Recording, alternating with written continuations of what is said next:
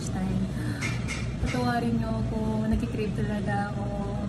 Kakascroll ko nung mga nakikita ko sa yung mga video sa Pilipinas. Just ko nagtitrending yung eto, papalala. I'm sorry talaga. Ayan. So, dalawa.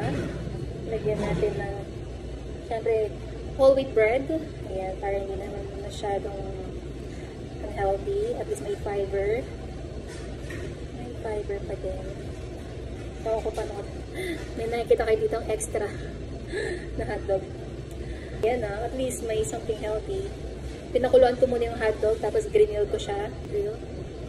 Ayan. Okay. Pause lang. Ayan, very healthy. Tapos, wala akong hidden cheese, pero meron ako dito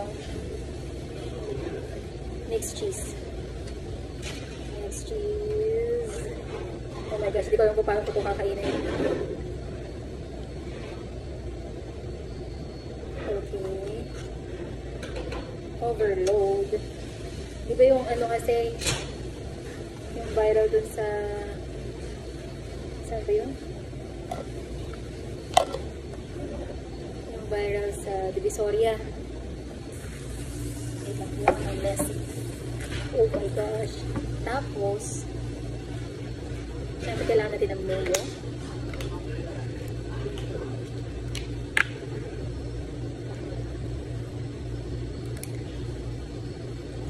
I'm sorry. May long naman unhealthy. Once a week.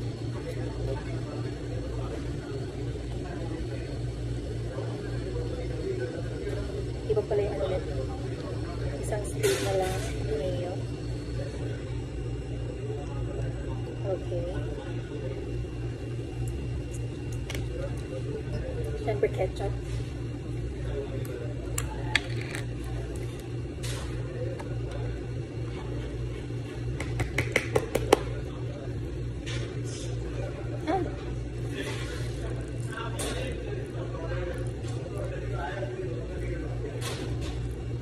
I love ketchup. Kaya damihan natin.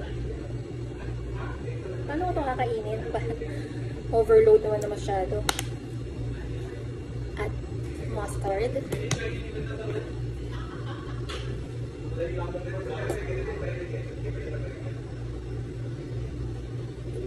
Okay. Yummy.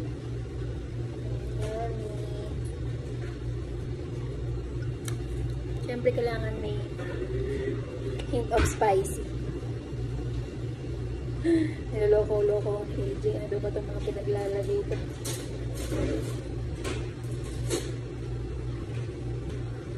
Ito ang overload. Ooh, paano ba ito kakainin? Sorry, unhealthy, pero I'm craving. Pwede pa ito na. Kain.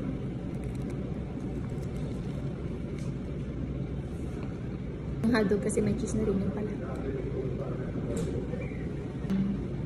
Sarap.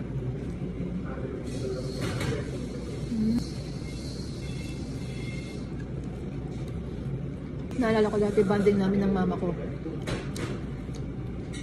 Paghapon na, may nagbibenta sa amin sa may Bulacan. Nagbibenta ng footlong. Sarap din nun. Footlong tapos soft drinks.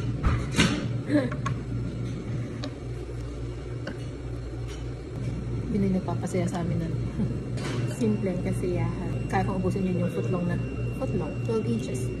Yan. Sorry love.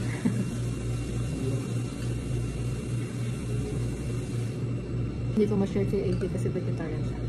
Sorry. So tingin niyo ba hindi ito maubos? Parang footlong din naman to.